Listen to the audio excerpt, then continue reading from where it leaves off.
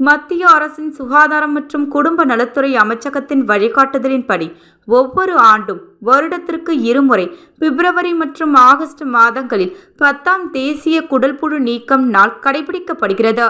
ஒரே நாளில் அனைவருக்கும் மருந்து வழங்குதல் திட்டத்தின் கீழ் 1 முதல் 19 வயது வரை உள்ள குழந்தைகளை உள்ளடக்கிய அனைவருக்கும் குடற்புழு நீக்க மாத்திரை வழங்கப்படுகிறது. வில்லியனூர் ஆரம்ப சுகாதார நிலையம் மூலம் தேசிய குடற்புழு நீக்க தினம் இன்று கடைபிடிக்கப்பட்டது. இதனையொட்டி புதுச்சேரியில் உள்ள அரசு பள்ளிகள், அரசு உதவி பெறும் பள்ளிகள், தனியார் பள்ளிகள், தொழில்நுட்ப பள்ளிகள், தொழிற்கல்வி கூடங்கள், அங்கன்வாடி மையங்களை சேர்ந்த பதிவு செய்த மற்றும் பதிவு செய்யப்படாத குழந்தைகள் மற்றும் பள்ளிக்கு செல்லாத குழந்தைகள் அனைவருக்கும் குடற்புழு நீக்க மாத்திரை வழங்கப்படுகிறது.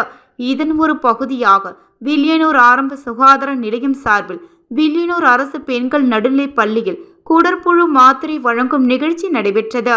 ஆசிரியை சங்கரி தேவி வரவேற்புரை ஆற்றினார். பள்ளியின் தலைமை ஆசிரியர் சுப்பிரமணியன் தலைமை தாங்கினார். சுகாதார ஆய்வாளர் மதிவாணன், சுகாதார உதவி ஆய்வாளர் ஐயனார் ஆகியோர் முன்னிலை வகித்தனர். தலைமை ஆசிரியர் சுப்பிரமணியன், மருத்துவ அதிகாரி பூங்குழலி ஆகியோர் குடற்புழு நீக்க மாத்திரைகளை மாணவிகளுக்கு வழங்கி நிகழ்ச்சியை துவக்கி வைத்தனர்.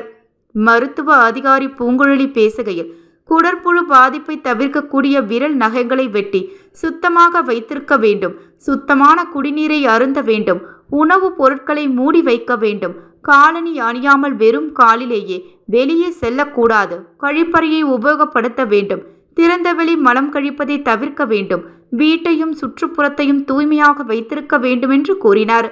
சுகாதார ஆய்வாளர் மதிவாணன் கைகளை கழுவது அவசியத்தையும் மற்றும் உணவு உண்பதற்கு முன், கழிவறைகளை சென்ற பின்பும், செல்ல பிராணிகளுடன் விளையாடிய பிறகும் கைகளை சோப்பு கரைசலை கொண்டு நன்கு கழுவ வேண்டும். மேலும் குடல்புழு நீக்கம் செய்வதால் இரத்த சோகை தடுக்கப்படுகிறது.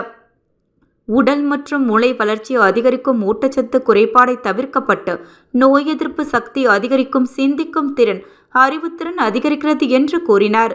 சுகாதார உதவி ஆய்வாளர் ஐயனார், இரும்புச்சத்து அதிகமுள்ள காய்கறிகள், கீரை வகைகள், பழ வகைகள் மற்றும் தானியங்களை அதிக அளவில் உட்கொண்டு இரத்த சோகையை தடுக்க வேண்டும் என்று கூறினார்.